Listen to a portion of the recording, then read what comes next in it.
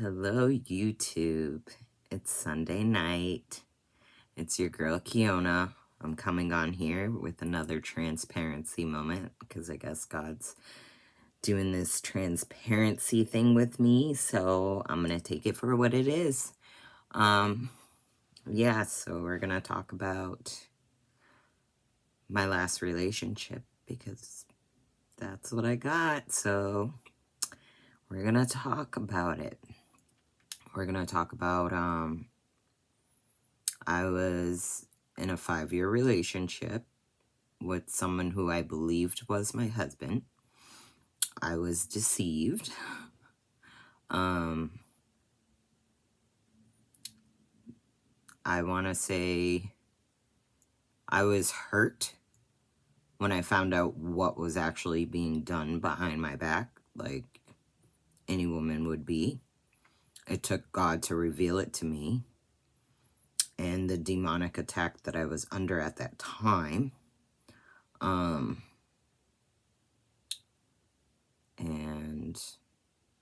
I guess where I'm at to talk about this relationship, because there's so many levels on this relationship that I could talk about, but what I'm at to talk about tonight was my relationship was a test.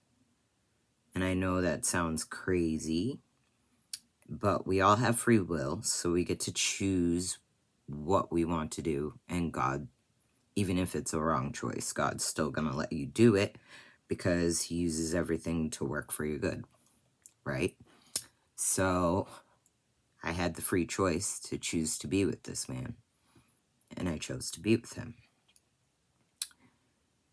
But God showed me time and time again that he wasn't the man for me, but I kind of ignored it because I just wanted it at that moment. But God used it for a test for me in the end, because you got to think, when I was young and I was immature and I had already had my heart broken, I was for them streets at one point. Yeah, I'm not gonna lie, every person has, their day, their time, their moments. We won't discuss that. I'm not for the streets anymore. I'm for the Lord's streets now. But anyway, back to the whole thing of where I believe this whole situation ended up being a test for me was the fact that 4 years into the relationship was the big break of finding out he was seeing someone else while seeing me. We separated for some time, and of course I gave in a moment of weakness and let him back. Now, when I let him back, something in me changed. It wasn't that I was trying to make him see me the way I wanted him to see me. That's not what it was. It was more or less me learning maturity. Like, I was like, okay, we're going to talk things through. We're not going to argue. We're going to, like, there comes a time when you have that break, and it's that moment of like, okay, I'm going to discuss things with you. We're not going to fight. We're not going to argue. I'm not on that level. You want to argue, go do it with someone else type thing. Or it wasn't that I was loyal to a fault, because I did not cheat. I could have cheated at any moment. I mean, every person has their breaking point. If someone's playing with you, and my whole thing is I was a vengeful person. Like, you gonna do it to me, I'm gonna do it to you. And I'm gonna do it to you 10 times worse than you did it to me. That was my motto in my early 20s. But I did not do that with this man. I told him that I could have, and I explained to him many ways that I could have, but I didn't. I don't know what held me there. I think because even though it was wrong, I was still praying to God, and God never released me from the relationship. Because out of the relationship, I mean, I was new to California. We got a place.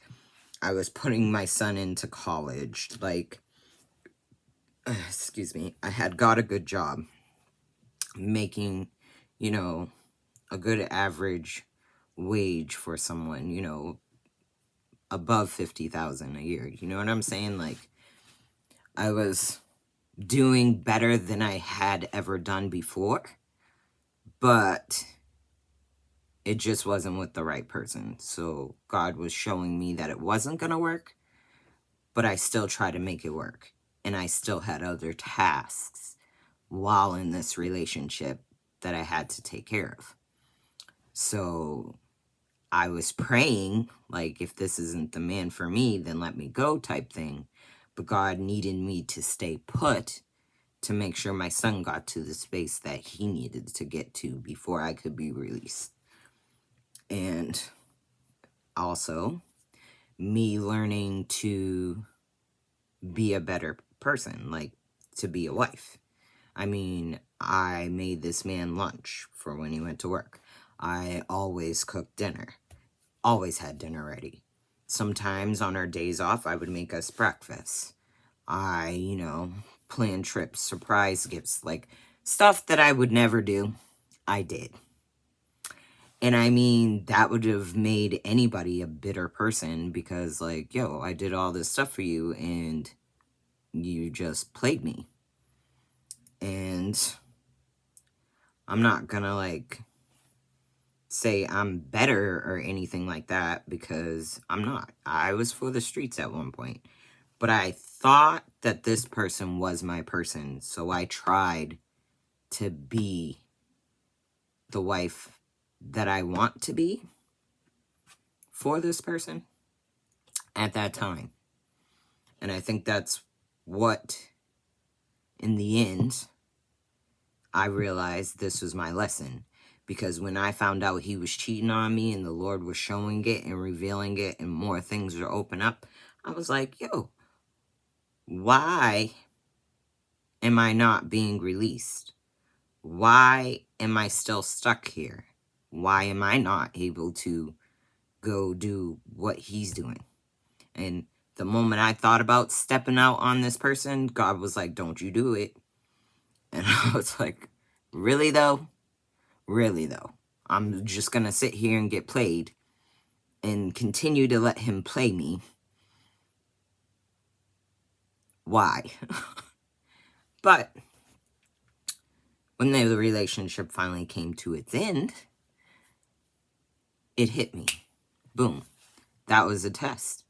That was God trying to see, well, if you're with this and it's not anything great and you could be faithful and loyal to it, then I can trust you with who I do have for you type thing. And I mean, the way that God removed me from the relationship, I would say it was like playing a game of chess. You did all your moves, now it was time for my move. And when I left, the Holy Spirit said right in my head, checkmate. And it was. He had me so bound in a daily routine and him guarding me that I didn't even realize he was watching me. That I was stuck in a certain time schedule. That he knew my comings and my goings. To the point where when I did have to leave, I had to do it undercover. Because he told me, I'm not going nowhere and neither are you type thing. So, in order for me to leave that situation, God had to plan out and order every single one of my steps. And that was God, in the end, making sure that I could get to where I needed to be for my next level. But to make sure that I trusted and relied on God in everything. Because I gave up my job. I gave up my place to live. I left my son out in California and moved back all the way across to Massachusetts. I left everything I had. I only took one bag. And I mean, this apartment, when we moved in, I furnished it. I even put the furniture together. I mean, if I look back on it now, it's like, dang, like, he was really, like, just living off of me. Like, but I'm just amazed and how God turned that whole situation around and worked it out for my good. I mean, my son got through most of his college that he needed to. We're going on year 4. Even when I moved back and I wasn't working, I still had the money to pay his dorm fees for him to be able to stay out there. He got a good job. He has a car, and I still was able to buy the little bit that I needed for myself. I mean, I'm still living out of my suitcases now, but it was one of those things, like, where God was like, will you give up everything to follow me? Like, I showed you this wasn't right. I showed you this wasn't for you. And I showed you also that you deserve better. So, are you going to give it up? Because I got something better for you. And I chose, yeah. I chose to give it all up. I'm not hurting.